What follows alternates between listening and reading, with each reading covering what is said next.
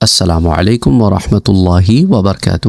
سورہ الکہف آیہ نمبر 45۔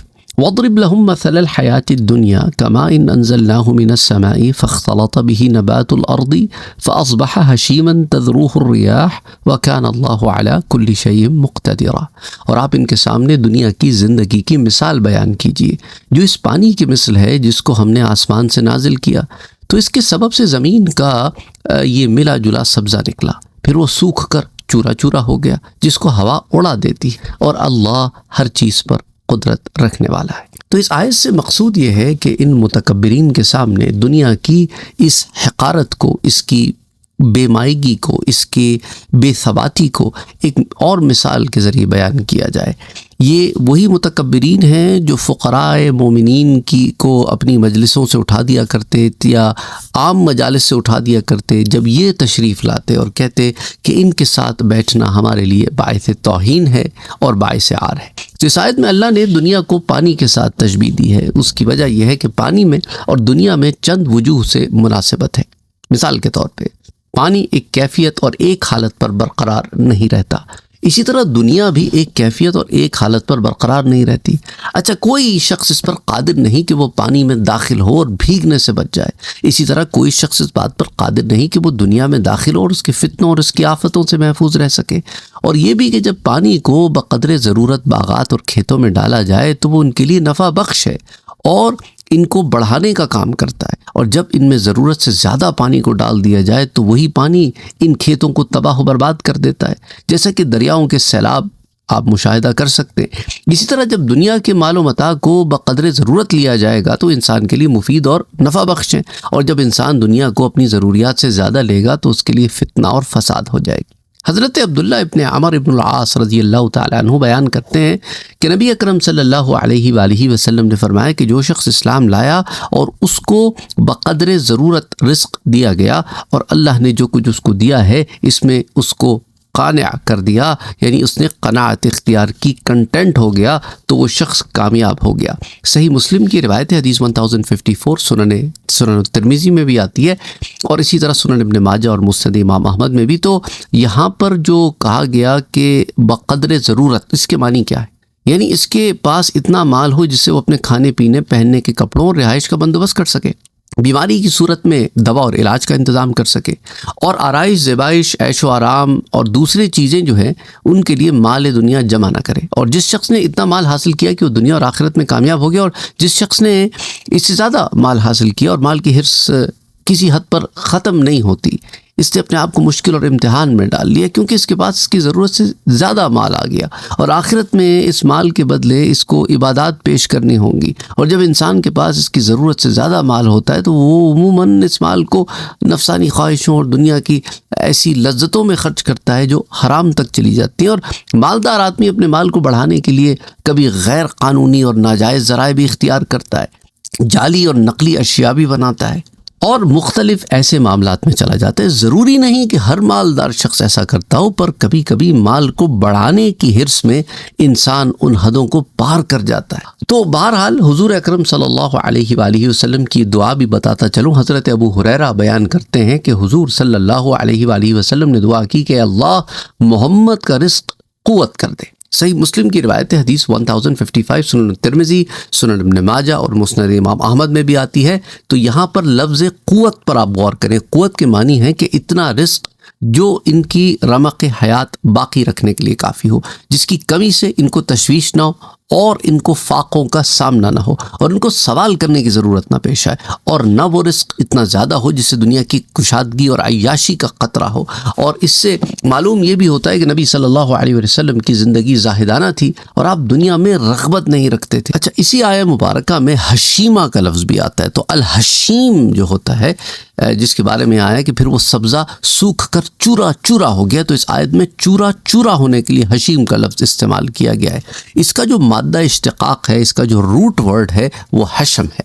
اس کے معنی کے متعلق مختلف علماء جو ہے وہ مختلف جو ہے تفصیلات بیان کرتے ہیں۔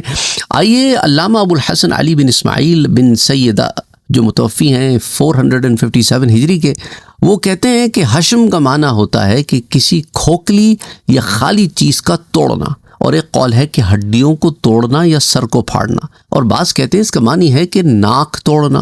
نبی صلی اللہ علیہ وآلہ وسلم کے دادا کو بھی ہاشم کہتے ہیں، اصل میں ان کا نام ہاشم نہیں، ان کا نام عامر تھا، عین میم رے واو۔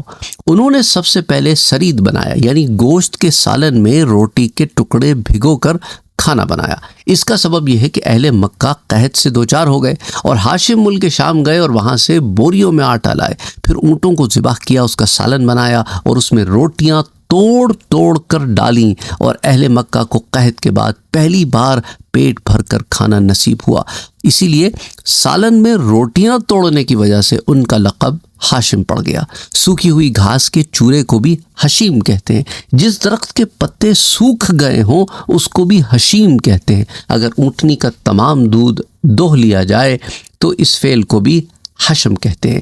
ان تفصیلات کو کتاب المحکم والمحیط الاعظم کی جلد نمبر 4 صفحہ نمبر 194 سے 197 تک بیان کیا گیا ہے۔ اچھا، اللہ سبحانہ و تعالیٰ نے بہت سارے مقامات پر قرآن کریم میں دنیا کی زندگی کو مثالوں سے بیان فرمایا، جیسے سورہ یونس میں فرماتا ہے کہ انما مثل الحیات الدنیا کماء انزلناہ من السماء فاختلط به نبات الارض مما یأکل الناس والانعام، کہ دنیا کی زندگی کی مثال تو بارش کی سی ہے کہ ہم نے اس کو آسمان سے برسایا، پھر اس کے ساتھ مل کر سبزہ نکالا جسے آدمی اور جانور کھاتے ہیں۔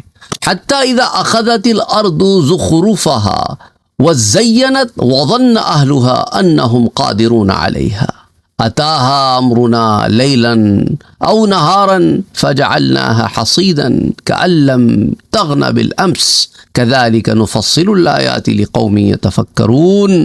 یہاں تک کہ زمین سبزے سے خوشنما اور آراستہ ہو گئی اور زمین والوں نے خیال کیا کہ وہ اس پر پوری دسترس رکھتے ہیں، ناگہاں رات کو یا دن کو ہمارا عذاب آ پہنچا تو ہم نے اس کو کاٹ کر ایسا کر ڈالا کہ گویا کل وہاں کچھ تھا ہی نہیں۔ جو لوگ غور کرنے والے ہیں ان کے لیے ہم اپنی قدرت کی نشانیاں اسی طرح کھول کھول کر بیان کرتے۔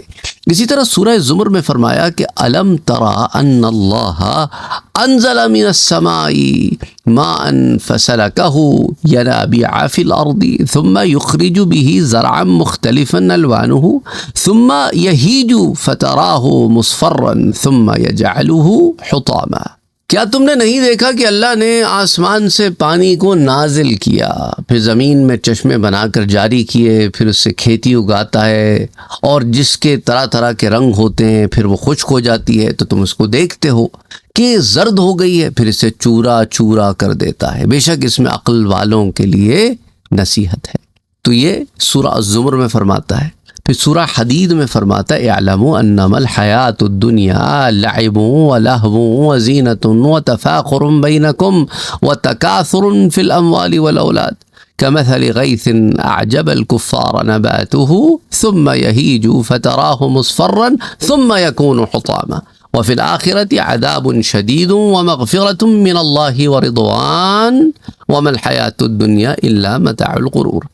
سورہ الحدید میں آتا ہے کہ جان رکھو کہ دنیا کی زندگی محض کھیل تماشا اور زینت و آرائش اور تمہارے آپس میں فخر و ستائش اور مال و اولاد کی ایک دوسرے سے زیادہ طلب و خواہش ہے۔ اس کی مثال ایسے ہے جیسے بارش کے اس سے کھیتی اگتی ہے اور کسانوں کو کھیتی بھلی لگتی ہے، پھر وہ خوب زور پر آتی ہے، پھر اے دیکھنے والوں تم اس کو دیکھتے ہو کہ پک کر زرد پڑ جاتی ہے، پھر چورا چورا ہو جاتی ہے، اور آخرت میں کافروں کے لیے عذاب شدید اور مومنوں کے لیے اللہ کی طرف سے بخشش اور خوش نویدی ہے، اور دنیا کی زندگی تو صرف متاع فریب ہے۔ اور صحیح حدیث میں آتا ہے کہ حضور صلی اللہ علیہ وآلہ وسلم نے فرمایا الدنیا حلوۃ خضرۃ، دنیا شیریں اور شاداب ہے۔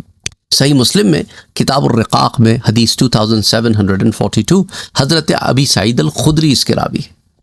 اچھا، تفسیر قرطبی میں ایک حدیث آتی ہے اسی آیہ مبارکہ کے تحت کہ ایک آدمی نے حضور اکرم صلی اللہ علیہ وآلہ وسلم سے عرض کی کہ یا رسول اللہ صلی اللہ علیہ وسلم میں چاہتا ہوں میں کامیاب لوگوں میں سے ہو جاؤں۔ تو آپ نے فرمایا دنیا کو چھوڑ دے اور اسے ٹھہرے ہوئے پانی کی طرح قرار دے اور اس سے تھوڑی سی مقدار لے لے، کیونکہ اس کی قلیل مقدار کافی ہوتی ہے اور اس کی کثیر مقدار سرکش بنا دیتی ہے۔ اور صحیح مسلم میں حضور صلی اللہ علیہ وآلہ وسلم سے روایت آتی ہے کہ تحقیق وہ کامیاب ہو گیا جس نے اسلام قبول کیا اور اسے کفایت بھر رزق دیا گیا اور اللہ نے اسے اس پر قناعت عطا فرما دی جو اس نے اسے عطا فرمایا تھا۔ تو صحیح مسلم میں کتاب الزکوٰۃ میں یہ آتا ہے۔ اچھا، اسی طرح اس آیہ مبارکہ کے یہ الفاظ ہیں تذروہ الریاح، یعنی ہوائیں اسے اڑا لے جاتی ہیں، بکھیر دیتی ہیں۔ یہ ابو عبیدہ کا قول ہے، اور ابن قتیبہ کہتے ہیں وہ اسے اڑا لے جاتی ہے، اور ابن کیسان کہتے ہیں کہ وہ اسے لے جاتی ہے اور لے آتی ہے، اور حضرت عبداللہ ابن عباس فرماتے ہیں کہ وہ اسے پھراتی اور گھماتی ہے۔ یہ تمام کے تمام معنی ایک دوسرے کے قریب قریب ہیں۔ وَكَانَ اللَّهُ عَلَى كُلِّ شَيْءٍ مُقْتَدِرًا، یعنی اللہ پیدا کرنے، فنا کرنے اور پھر زندہ کرنے پر قدرت رکھتا ہے، اور اس کی ذات ہر کمزوری اور ہر نقص سے پاک ہے۔ وَمَا عَلَيْنَا إِلَّا الْبَلَاغُ۔